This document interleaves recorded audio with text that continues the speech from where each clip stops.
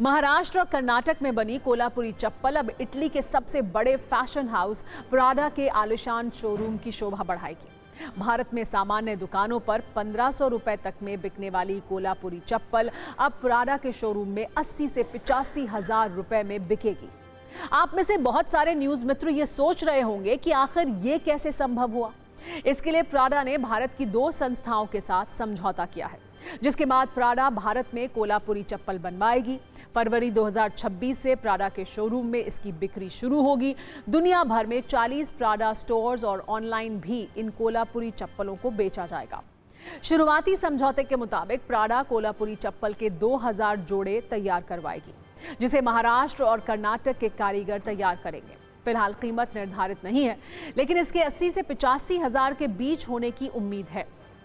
इस समझौते पर इटली इंडिया बिजनेस फोरम 2025 के दौरान हस्ताक्षर किए गए, जिससे कोल्हापुरी चप्पल को ग्लोबल पहचान मिलेगी। कारीगरों को चप्पल की सही कीमत मिलेगी। साथ ही प्राडा की तरफ से कारीगरों को पारंपरिक तरीके के साथ साथ तकनीक का इस्तेमाल करने की ट्रेनिंग भी दी जाएगी। इटली की कंपनी प्राडा ने समझौते वाला ये कदम उस विवाद के बाद उठाया है जब ब्रांड पर कोल्हापुरी चप्पलों के डिजाइन की नकल करने का आरोप लगा था। असल में जून 2025 में प्राडा के लिए एक रैंप वॉक के दौरान मॉडल्स जो चप्पल पहने हुए नजर आए, वो हूबहू भारत की कोल्हापुरी चप्पल की तरह दिख रही थी, जिसकी कीमत प्राडा कलेक्शन में 1,20,000 रुपए रखी गई थी।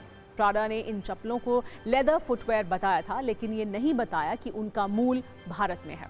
कोल्हापुरी चप्पलों की देसी डिजाइन और सांस्कृतिक महत्व का कंपनी ने कोई जिक्र नहीं किया, तो प्राडा पर सांस्कृतिक अपहरण के आरोप लगे। कहा गया कि कंपनी ने बहुत चालाकी से इसे लेदर फुटवेयर बताकर भारत और कोल्हापुर को अलग कर दिया। हमारे एक हेरिटेज को अपने ब्रांड से जोड़कर उसको लाखों रुपए का बना दिया। तब हमने सत्ता में भी इस खबर को प्रमुखता से आपको दिखाया था। कहा था कि असली लग्जरी किसी मजदूर की जीतोड़ मेहनत को उचित सम्मान देने में ही है। विवाद बढ़ा तो प्राडा ने यह मान लिया कि इस डिजाइन की जड़ें भारत में हैं। प्राडा की एक टीम ने कोल्हापुर का दौरा किया, उन कारीगरों और दुकानदारों से मुलाकात की जो ये चप्पल बनाते और बेचते हैं, जिसके बाद अब जाकर आधिकारिक समझौते का ऐलान हुआ। हालांकि समझौते के बाद भी आम कारीगरों के मन में कई सवाल अभी भी हैं।